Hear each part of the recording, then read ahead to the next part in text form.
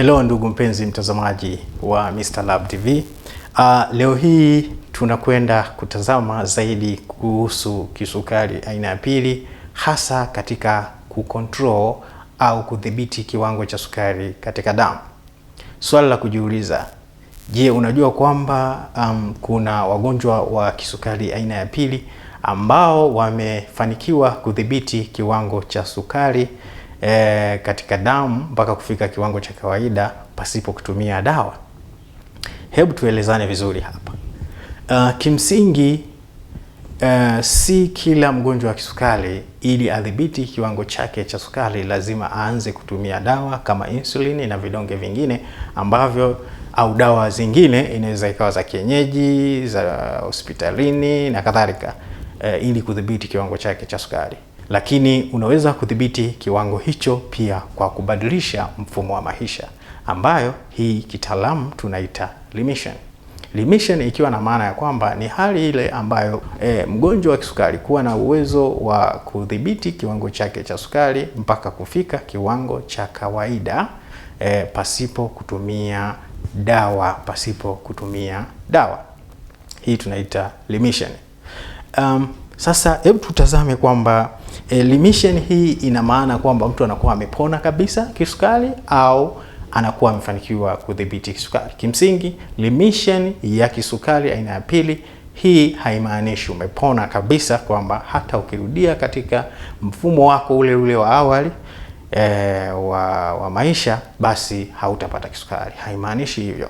Hii inamaanisha kwamba umefanikiwa kudhibiti kiwango cha sukari kwa kubadilisha mfumo wa maisha. Hivyo ukirudi katika mfumo wa maisha ule ule wa zamani, basi upo kwenye hatari kubwa ya kupata kisukari.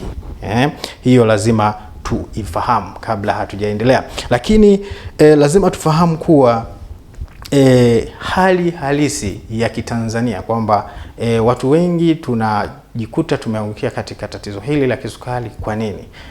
Kisukari aina ya pili. Kwa nini? Kwa sababu ya kwanza ni kwamba kutumia vyakula vya wanga kwa wingi, hasa hii wanga nyeupe au kama ugali, wali na vitu vya kufanana kama hivyo, mikate. Yes, kiasi kikubwa cha carbohydrate. Akati tunajua kabisa carbohydrate kazi yake moja kubwa ni kuhakikisha inatupa nguvu mwilini.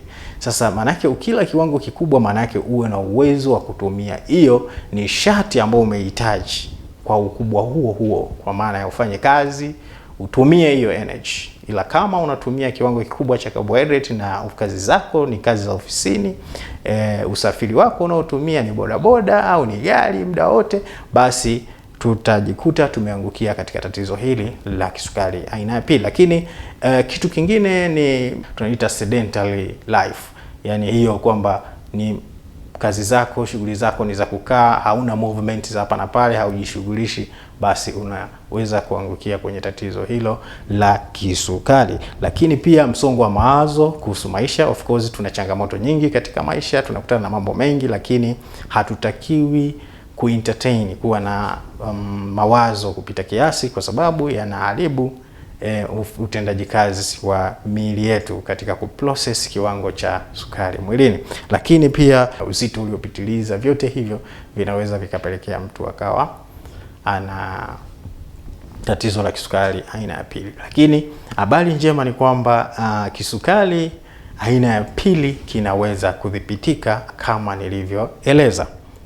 Je, lishe gani au vitu gani tuzingatie ili tufanikiwe katika hii remission ya kisukari aina ya pili? Cha kwanza, inatakiwa upunguze kiwango cha carbohydrate. Kiwango cha carbohydrate, yani ugali piga chini, punguza kula kiasi kidogo sana. Lakini pia wali kula kiasi kidogo sana, na vyakula vingine usitumie kwa kiasi kikubwa. Unaweza ukaacha kabisa. Kwa mfano kunywa soda au vyakula vyenye sukari ambavyo havina faida, unaweza ukaachana navyo. Kwa hiyo kama ugali, kula kiasi kidogo, wali kiasi kidogo, yes, kidogo sana, kwa sababu kulingana na shughuli zako ambazo unazifanya. Usitumie hivyo viwango kwa kiasi kikubwa. Badala yake inatakiwa uongeze kiwango cha mboga, very cheap, ni gharama nafuu, kama Chinese, tembele, spinach, cabbage, yes, na mboga za kufanana na hizo, mchicha. Zote hizi unaweza ukala kwa kiwango kikubwa na ukapunguza hizo carbohydrate ambazo hazina umuhimu sana katika mili yetu, kwa mantiki ya kwamba hatuhitaji energy kubwa ili tuweze kufanya activities zetu za kila siku. Lakini pia unaweza kuongeza matunda kama parachichi, machungwa na matunda tofauti ambayo yanafanana hayo. Kwa hiyo unaweza kula kwa kiasi kikubwa zaidi kuliko kula mikate, mandazi, chapati na vitu vya kufa, keki na vitu vya kufanana na namna hiyo. Hakuna haja, inatakiwa upunguze.